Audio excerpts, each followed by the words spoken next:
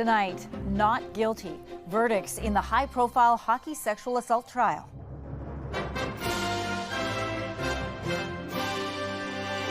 A resounding vindication. The reasons behind the judge's decision. It makes me sick.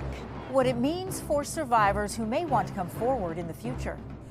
Then trapped half a kilometer underground with no communication. We are treating this with all the urgency that it deserves. How long can supplies last when a rescue could take weeks? Grappling with the complex legacy after the death of Hulk Hogan. And what you gonna do when the Hulkster and his Hulkamaniacs run wild on you? Reliving a memorable night in the ring in Montreal.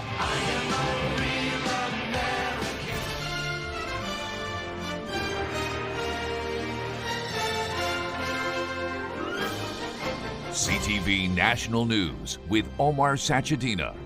Reporting tonight, Anne-Marie Meadowake.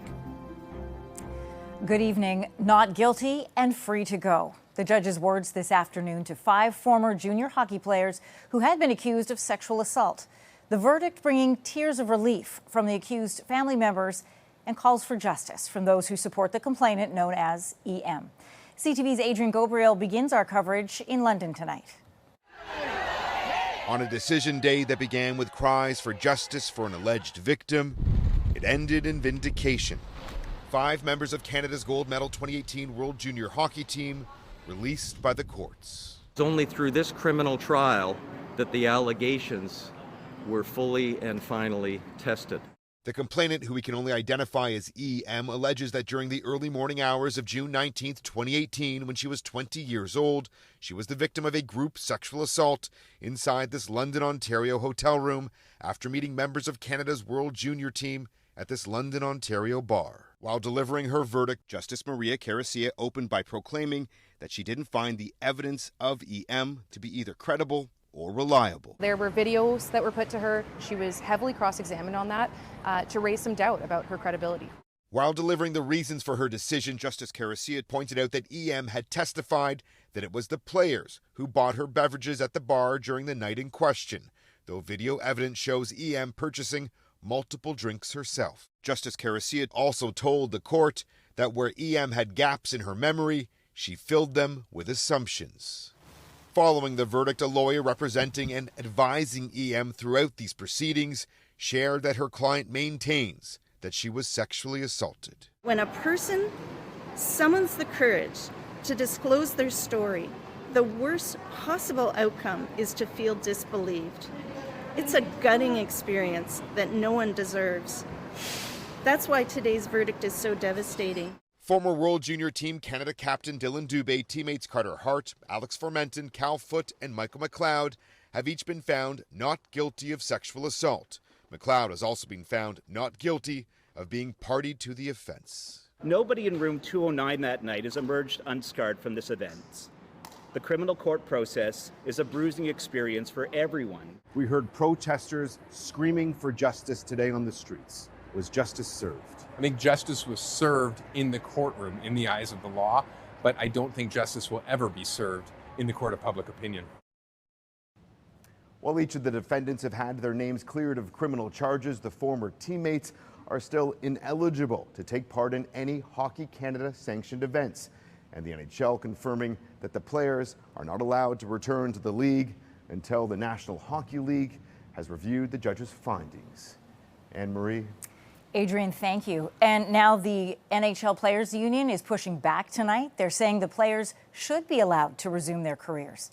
Meantime, a large group turned out in support of the complainant, many of whom worry the verdict will set back efforts to have victims of sexual abuse come forward to police. Here's CTV's John Venevali-Rao.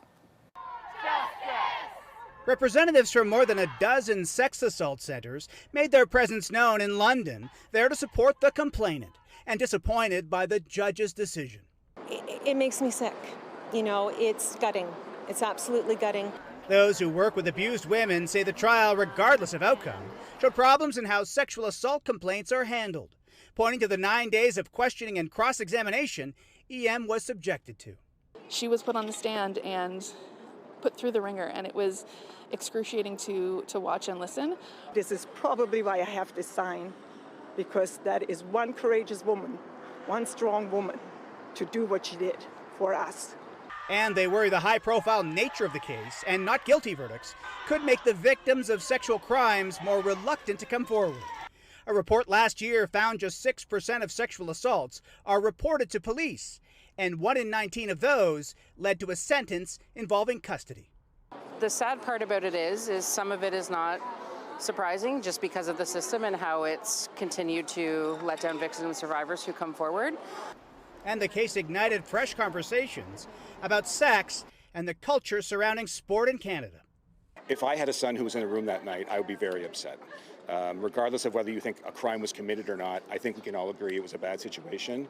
And for the men that were involved in that hotel room, I think at least one of them should have had the wherewithal to speak up and say, guys, this isn't right. Some say the verdict doesn't erase concerns about hockey culture and the power dynamics that can exist, and being legal isn't synonymous with moral approval. John Benavalli-Rao, CTV News, London, Ontario. Earlier this evening, we caught up with TSN senior correspondent Rick Westhead, who broke this story in 2022 and has followed it through to the verdicts today. Now, the details in this story had the entire country taking a deep look inside hockey culture. And I asked Rick about the concerns raised and the changes brought on by the multiple investigations and trials. Well, a lot of changes, and it's not the only prominent case, involving an allegation of sexual assault in hockey players, even in recent months. Just in the last 12 months alone, there have been 2 cases in Quebec, one involving 2 former Quebec Major Junior hockey players who were pleaded guilty and sentenced to 3 years each in prison, and another case involving 3 hockey players, one of whom was just 2 months ago sentenced to 2 years in jail. But one of the positive changes that have come out of some pretty serious and sobering stories has been a real overhaul of how Hockey Canada manages complaints of maltreatment and abuse. And so Hockey Canada has introduced something called an independent third party, which is a much more streamlined and independent way of actually receiving complaints of abuse and maltreatment and making sure that they're investigated properly. And that ITP process, as the organization calls it, has only come about really in the last couple of years because of all the scrutiny from cases like this one. Well, you'll find the latest reaction to the verdicts on our website when you check out our live blog at ctvnews.ca. Name Hulk Hogan. The man Hulk Hogan got bigger than the whole organization, brother. He was large and loud and made a career of being the beefiest and the boldest wrestler in the WWE. Terry Jean Bollea, best known as Hulk Hogan, died of a cardiac arrest at the age of 71. He leaves legions of fans who adored him for decades and followed him from the wrestling ring to the political arena, despite the controversies. Here's CTV's Geneviève Bushman.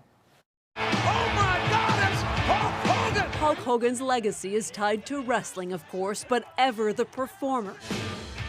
He also took his trademark horseshoe mustache and bandanas to the music world and to TV and movie screens. The ultimate male versus the ultimate meatball. Including in Rocky III, that propelled him to stardom.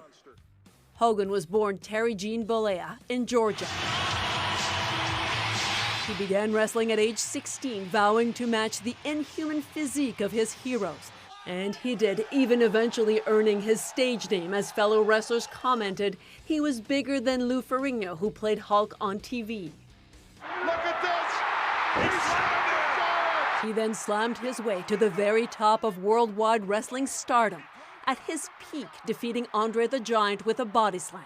That earned him fans around the globe. He got people here, where it counted, in their hearts. In 1997, Jacques Rougeau became the only Canadian to defeat Hogan in the ring in Montreal. He signed it in my name. He says, "You're the only one who beat me in Canada." He says, "You deserve this belt." Rivals in the ring, Hogan and Rougeau built a friendship in the real world. The greatest of all times, Hulk Hogan. And I love you, Hulk. We're going to miss you. Hogan was admired by many, but faced several controversies. In 1994, he was forced to admit in court to years of steroid use and later to apologize for a racist rant caught on video. Yo, yo. Go, Skipper. He also won a lawsuit against a website that leaked a sex tape of Hogan and a married woman. In later years, he became a vocal supporter of U.S. President Donald Trump, Make America great again. endorsing him at the Republican National Convention. Hulk Hogan, a wrestling ring and pop culture superstar through it all. Geneviève Beauchemin, CTV News, Montreal. It's now the third night underground for 3 men trapped at a northern BC mine. There has been no contact with Kevin Coombs, Darian Maduke, and Jesse Chubte since a double collapse forced them into a refuge bay that has lost communication with rescue crews. CTV's Sinjin Alexander is following the very latest developments. This is the kind of chamber the 3 workers are believed to be huddled. Officially, a Mine Arc, the company that makes them, describes the steel shelters as state-of-the-art, with heat and air conditioning and plenty of power. Designed for 16, there's likely enough water and food for weeks. It's all the basics you need to sustain life, so they're good for a long time. The diamond drillers, one from BC, one from Ontario, and one from Manitoba, became trapped early Tuesday and are now behind 20 to 30 meters of rock. The ground gave way around 7, then in another spot around 10. That's when initial communication with the workers was lost. But they are believed safe because they're likely far from the debris. These chambers are all around the site, and they are equipped with food, water, and also the ability to generate ventilation and fresh air, oxygen. It is designed for an extended stay by design. They may not necessarily know what's going on, and they may not necessarily know how large this fallow ground is. UBC professor Dwayne Tennant has himself been caught in a refuge area and wouldn't be surprised if they're starting to feel anxious. They've waited for 2 days and the rescue hasn't showed up yet. So is it 2 more days or is it 2 more weeks? The Red Chris site near Dease Lake is operated by Newmont, and this overshadowed Thursday's scheduled earnings report. Our focus is on restoring communications to the refuge chamber, safely re-establishing access underground, and bringing our 3 teammates back to the surface and to their families and friends. The company admits it doesn't know how long the rescue will take, but have already begun removing debris with remote equipment like this. It's possible the trapped drillers can hear it. Maybe you can't shout to them, but the noise of some activity, and that would be comforting to them to know that they're out there, that the troops are coming, right? We're told they're trained to work underground and know what to do in emergencies. Already other mining companies are offering assistance. Sinjin Alexander, CTV News, Vancouver. A long-running dispute between neighbors in Maple Ridge, BC ended in a grisly scene with 3 people dead and a dog dead. RCMP were first called to the dispute Wednesday night, but no arrests were made. Then a few hours later, Mounties were called back to the same location to investigate a reported car fire, break and enter, and gunshots. An explosion happened right after the gunfire, and then fire, and I was like, I kind of blacked out. It was just help everybody else around me. A couple in their 60s and a dog were found dead inside a home. Police say the suspect, believed to be armed with a weapon inside the neighboring home, died from a self-inflicted injury. Oh, this house is burning. Oh my God. So this is what it looked like when at least one home and some vacant structures were damaged in Leaf Rapids, Manitoba. A wildfire there jumped the Churchill River and spread through parts of the town. Most of the residents were evacuated, but essential workers were also forced to flee. And in Ontario, Algoma Steel is seeking a $500 million loan from Ottawa to support its ailing Sault Ste. Marie mill that's facing 50% tariffs on Canadian steel exports to the U.S. Well, this comes as Canada-U.S. Trade Minister Dominic LeBlanc is in Washington, meeting with top Trump trade officials as time is running out to make a deal before next week's deadline. Here's CTV's Abigail Beeman. After a series of D.C. meetings, including with Commerce Secretary Howard Lutnick, Dominic LeBlanc says he'll be back next week, still working towards August 1st. But all of these deadlines are with the understanding that we'll take the time necessary to get the best deal. This Republican senator is less optimistic about the timing. I wish that I could say it feels good that this is all going to be taken care of before the 1st of August, but I'm not sensing that. Still, Canada stresses there's movement. Our ambassador pointing to the Prime Minister's announcement targeting cheap foreign steel. That has been recognized and very much appreciated. So we're making some positive progress. They say they're hurt and they were insulted, and it's kind of like, well, it's not a whole lot of people or countries that we've asked to become the 51st state that I can remember. Meanwhile, we're hearing more from American Ambassador Pete Hoekstra. CTV News obtained the full video from the summit where he said this. Well, there are reasons why the president and some of his team refer to Canada as being mean and nasty to deal with. The chat's moderator wasn't surprised that drew headlines. As we've seen before, sometimes when the ambassador is reflecting a president whose comments have not been well received in Canada, they become kind of the lightning rod. Hoekstra also weighed in on the trade deal deadline. Whether it's August 1, I don't see it extending a lot past that. I'd be surprised if we were still talking about it on September 1. Ambassador Hoekstra also said he's optimistic about the future, but there need to be more advocates for the Canada-U.S. relationship. From his position, 90 days into the job, he says there aren't any. Anne-Marie? Abigail, thank you. Coming up.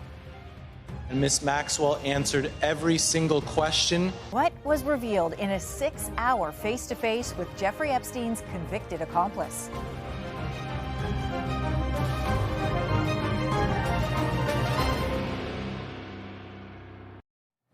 U.S. President Donald Trump's Attorney General paid a highly unusual visit to Jeffrey Epstein's once partner, Ghislaine Maxwell, serving prison time for grooming and sexually abusing young girls. She's the one person who could shed light on Epstein's crimes and others that could be involved.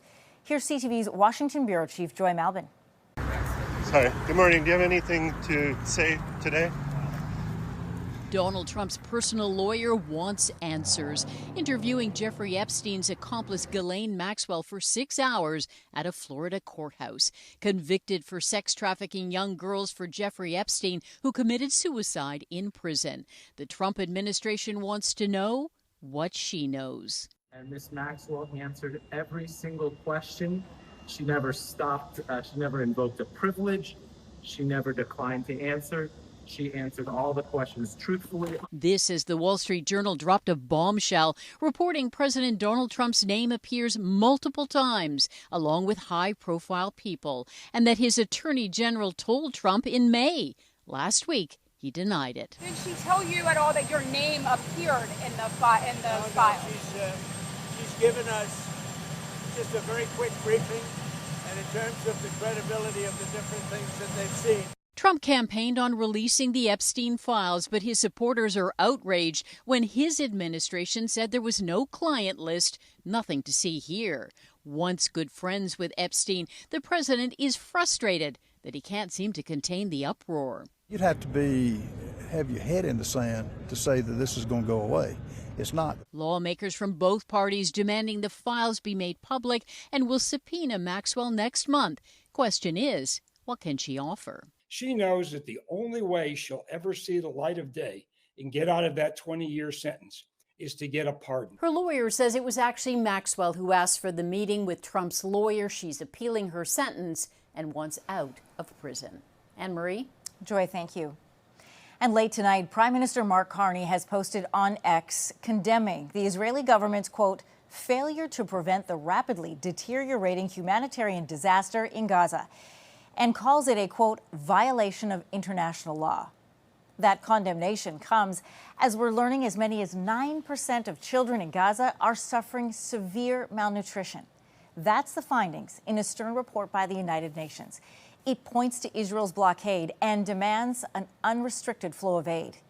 Israel has denied creating a famine in Gaza and accused Hamas of engineering shortages by not distributing food that's already been delivered.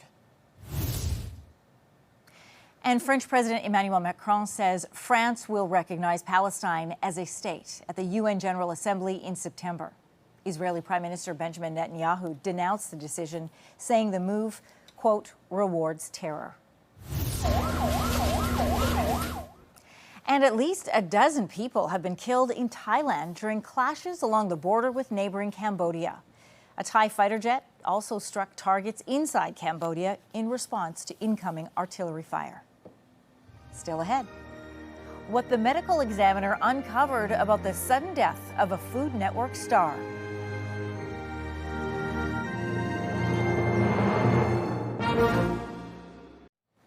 New York's chief medical examiner has ruled celebrity chef Anne Burrell's death a suicide.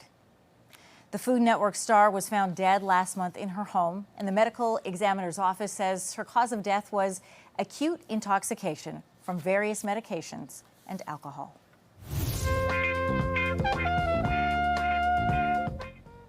And American jazz great Chuck Mangione has died.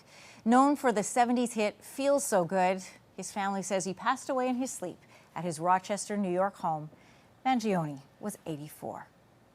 Still ahead, the wildlife reward waiting for a dedicated hiking guide at the end of his trek.